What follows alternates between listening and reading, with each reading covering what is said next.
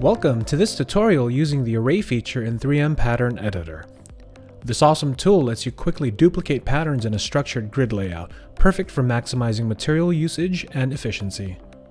The Array feature allows you to create multiple copies of a selected pattern with precise spacing, whether you need to cut several of the same pattern on a single sheet or optimize material usage.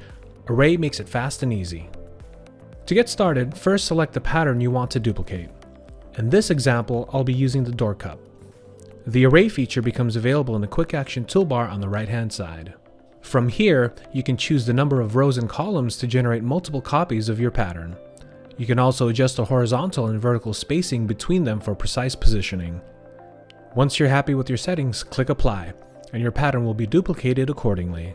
Each pattern in the array remains editable, so you can adjust or remove individual copies if needed. And that's it. The Array feature helps you efficiently create multiple copies of a pattern with just a few clicks. Be sure to check out our other tutorials to master more tools in the 3M Pattern Editor. You can find more in our tutorials page found in our support section. Thanks for watching.